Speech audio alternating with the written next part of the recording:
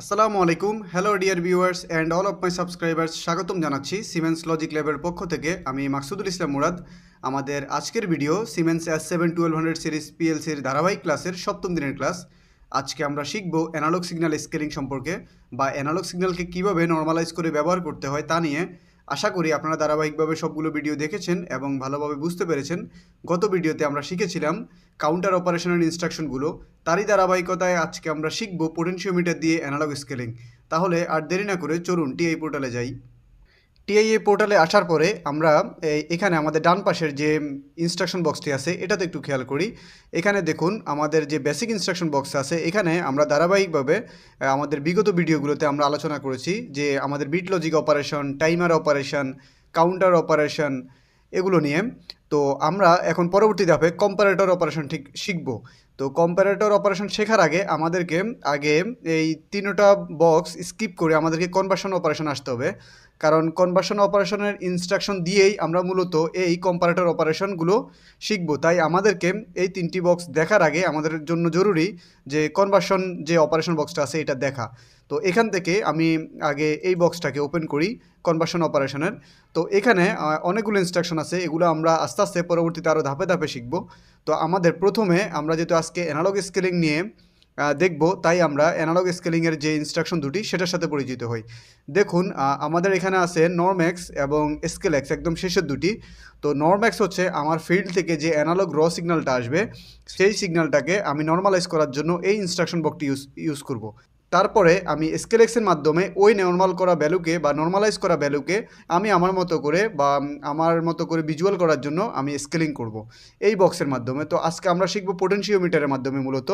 তো তাহলে প্রথমে আমরা নরম্যাক্স বক্সটি নিয়ে নেই এখান থেকে ডাবল ক্লিক করে। তারপরে আমরা এখান থেকে আবার স্কেলএক্স বক্সটাও নিয়ে নেই। নেওয়ার পরে আমরা এখন সর্বপ্রথম আমাদের কাজ হচ্ছে নরম্যাক্সের এখানে আমাদের ডাটা টাইপটা সিলেক্ট করা। এই যে প্রশ্নবোধক চিহ্ন দেওয়া আছে যেখানে, এখানে ডাটা টাইপ সিলেক্ট করা। তো আমি অলরেডি ডাটা টাইপ নিয়ে একটা ভিডিও করেছি আপনাদের জন্য। তো আপনারা অবশ্যই ডাটা টাইপের ভিডিওটা দেখে নেবেন, নইলে আপনারা অ্যানালগ স্কেলিংয়ের যে অ্যাড্রেসিংগুলো এগুলো ভালোভাবে পিক করতে পারবেন না।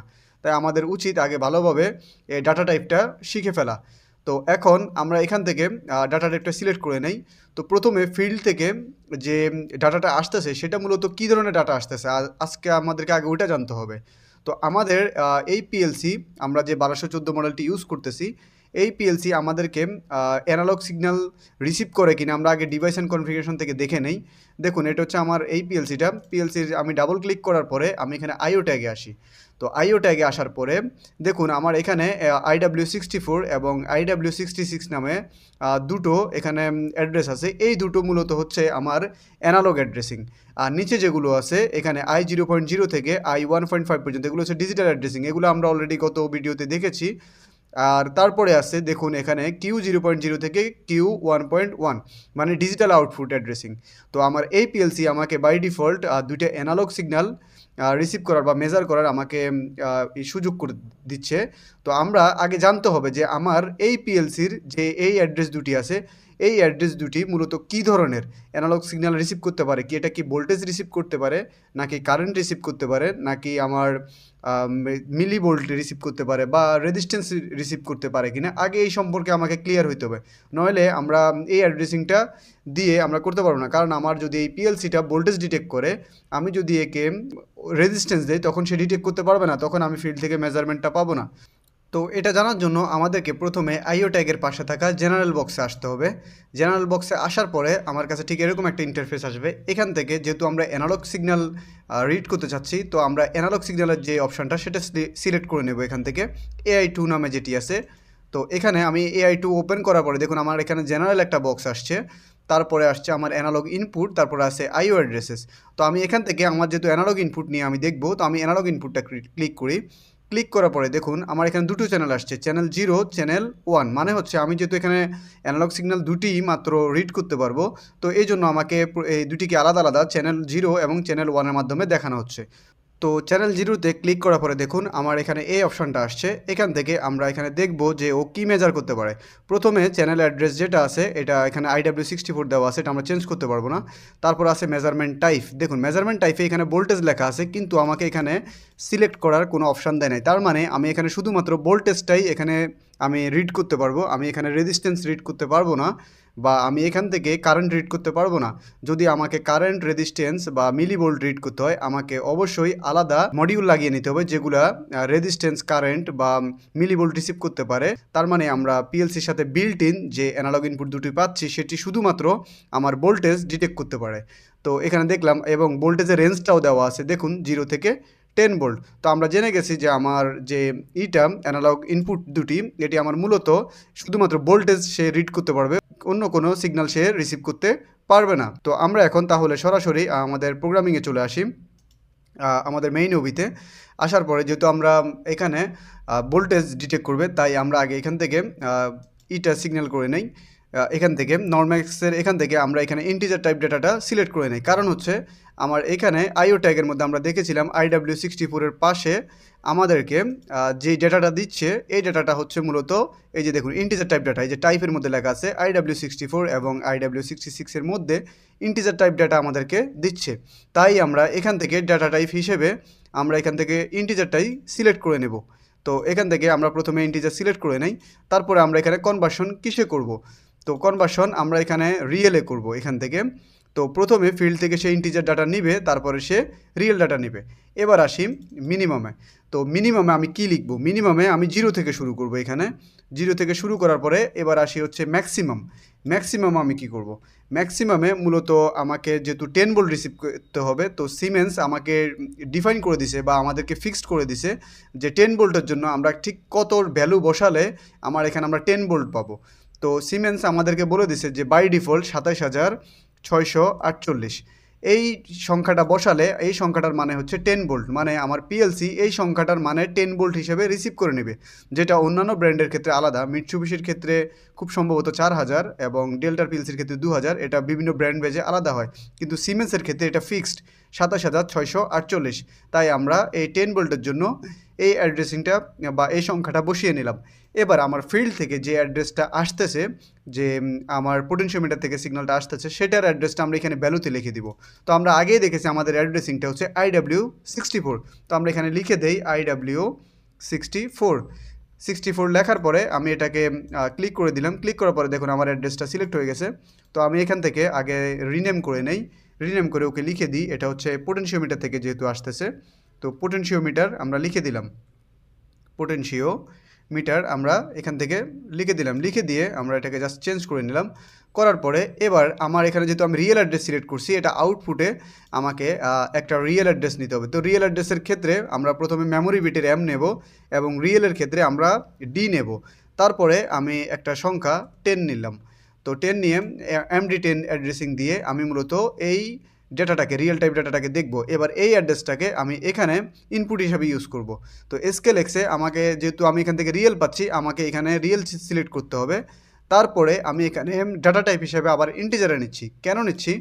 কারণ পোটেনশিওমিটার আমার 0 থেকে 10 ভোল্ট যেই সংখ্যাটা আসতেছে এটা ইন্টিজার ডেটা, পূর্ণ সংখ্যা, তাই আমি এখানে এটা ইন্টিজারে নিচ্ছি। যদি আমার এটা দশমিক আকারে কোনো ভ্যালুর দরকার হইতো বা ফ্লোটিং পয়েন্ট নাম্বার দরকার হইতো, তখন আমরা এখান থেকে রিয়েল সিলেক্ট করলেই হয়ে যেত। কিন্তু আমরা যখন এখানে 0 থেকে 10 ভোল্ট দেখব, তাই আমরা এখানে ইন্টিজার টাইপ ডেটা নিচ্ছি, কারণ এটা প্রকৃত সংখ্যা বা এটা পূর্ণ সংখ্যা। তো এখানে মিনিমাম 0 দেই, দেওয়ার পরে আমার এখানে ম্যাক্সিমাম, যেহেতু আমার ম্যাক্সিমাম আমাকে পোটেনশিওমিটার 10 ভোল্ট দিবে, তো আমরা এখানে 10-এ স্কেলিং করে নিই, এটা আমার মতো। তারপরে এখানে অ্যাড্রেসটা দেবো হচ্ছে ও কোত্থেকে ডাটা নিয়ে রিড করবে। মূলত আমার নরম্যাক্স থেকে যে ভ্যালুটা আসতেছে ও এখানে আমার মতো করে স্কেলিং করে দিবে। তো আমার যেহেতু আউটপুট আমি MD10 থেকে পাচ্ছি, ঠিক MD10টাই আমি এখানে অ্যাড্রেসিংয়ে এখানে কানেক্ট করে দেব। কানেক্ট করার পরে দেখুন আমার ভ্যালুটা টোটালি এখানে চলে আসছে। এবার আমাকে একটা আউটপুট দিবে। তো সেই আউটপুটটা কি দিবে, আমরা এখানে সেটাকে মেমোরি আকারে নিতে পারি বা আমরা এখানে সরাসরিও নিতে পারি। তো আমরা এখন এখানে একটা মেমোরি অ্যাড্রেস নেই, যেহেতু আমরা ইন্টিজার টাইপ ডাটা নিয়েছি। তো মেমোরি নিয়ে আমি ইন্টিজার টাইপ ডাটা হিসাবে W নিলাম, তারপরে এটাকে 20 দিয়ে সিলেক্ট করে দিলাম। করার পরে দেখুন আমার এখানে যে আসছে, অ্যাড্রেসিংটা চলে আসছে। আমরা এটাকে এখন রিনেম করে দেই। রিনেম করে আমরা এটা লিখে দিব যে এটা হচ্ছে আমার অ্যানালগ ভোল্টেজ, যেহেতু তাহলে আমাদের ট্যাগ থেকে বুঝতে সুবিধা হবে যে এটা আমার অ্যানালগ ভোল্টেজ। দেখুন আমার অ্যানালগ ভোল্টেজ চলে এসেছে। অ্যানালগ ভোল্টেজ চলে আসার পরে এখন আমরা এই মেমোরি বিটটা ইউজ করে আমরা আমাদের ইচ্ছা মতো আমরা আউটপুট চালাতে পারবো। আমরা চাইলে অ্যানালগ আউটপুটও চালাতে পারবো, বা আমরা চাইলে এটাকে ইউজ করে আমরা ডিজিটাল অ্যাড্রেসিংয়ে ব্যবহার করতে পারবো। তো এখন আমরা এটাকে সিমুলেশন করে দেখি যে আমার আসলে ফিল্ড থেকে এটা আমাকে আহ, দেখাচ্ছে কিনা। তো আমরা এখন চলে যাব সরাসরি সিমুলেশনে। সিমুলেশনে আসার পরে দেখুন আমি আমার এখান থেকে যে ট্যাগগুলো আছে সেগুলো উঠে নিয়েছি। তো এখান থেকে আমি শুধুমাত্র পোটেনশিওমিটার যে ট্যাগটা সেটা নিয়েছি, আর আমার আউটপুট যে ভ্যালুটা সেটি নিয়েছি। তো আমরা এগুলো মূলত এখানে মনিটরিংয়ের মাধ্যমে আমরা এখানে দেখব, আর আমি অনলাইন মোডও চলে গেছি। তো তাই আমি এখন তাহলে পোটেনশিওমিটারের যে নবটি আছে সেটি ঘুরিয়ে দেখি। ঘুরানোর পরে তারপরে আমি করব, দেখব আমার আউটপুট ভোল্টেজটা আসে কিনা।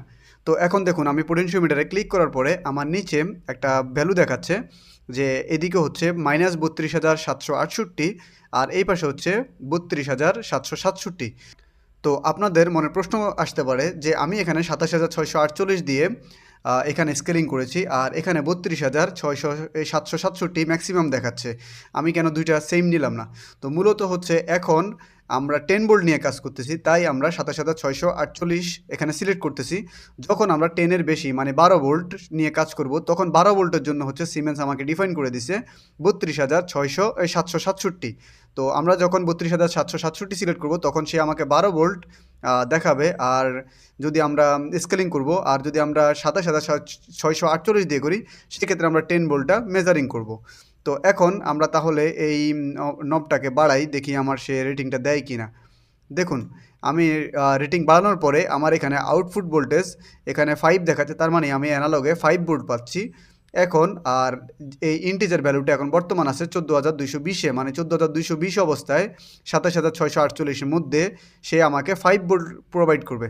যখন আমি এটাকে আরও বাড়াবো তখন দেখুন 27,000 রেঞ্জে চলে যাব, সে আমাকে আমার স্কেলিং করা ডাটাটাই দিবে। দেখুন আমার স্কেলিং করা ডাটাটা এই যে দেখুন, আমার এখন 27,000-এর মধ্যে আছে, এই জন্য আমাকে সে 10 ভোল্ট দিছে। কিন্তু যেহেতু আমার এখানে রেঞ্জ 32,767 আছে, তাই এটা ম্যাক্সিমাম 12 পর্যন্ত দেখাবে। এই যে দেখুন ম্যাক্সিমাম 12 ভোল্ট। তার মানে আমরা যখন 10 ভোল্ট নিয়ে স্কেলিং করব তখন 27,648 দিয়ে করব, আর যখন আমরা 12 ভোল্ট নিয়ে করব তখন আমরা 32,767 দিয়ে করব। তো আমাদের যেহেতু পোটেনশিওমিটার 10 ভোল্ট দিচ্ছে, তো আমরা এটাকে 27,648-এই রাখবো। তো আমি আশা করি আপনারা সিমুলেশনের মাধ্যমে এই জিনিসটা বুঝতে পারছেন, টোটাল প্রসেসটা। আমরা জাস্ট আজকে পোটেনশিওমিটারের যে ভ্যালুটা আছে এটাকে আমরা আমাদের মতো করে স্কেলিং করে নিছি। আমরা নেক্সট ক্লাসে আমরা কম্পারেটর সার্কিটগুলো দেখব, যে এই পোটেনশিওমিটারের স্কেলিংয়ের মাধ্যমে এভাবে আমরা আরটিডির অপারেশনটাও দেখব, থার্মোকাপলের অপারেশনও দেখব, তারপরে আমাদের কারেন্ট টাইপ যে ডেটাগুলো প্রোভাইড করে ওগুলোও দেখব, আস্তে আস্তে আসবো। তো আমরা এখন শুরুতে পোটেনশিওমিটার শিখেছি, আমরা পোটেনশিওমিটার দিয়ে এই অ্যানালগ স্কেলিংটা করে আমরা সামনে প্রোগ্রামের দিকে আমরা আগাবো। তো আমার পরবর্তী ভিডিও দেখার জন্য আমন্ত্রণ জানিয়ে আজকের মতো এখানে শেষ করছি। ততদিন পর্যন্ত আপনারা ভালো থাকুন, সুস্থ থাকুন, আল্লাহ হাফেজ।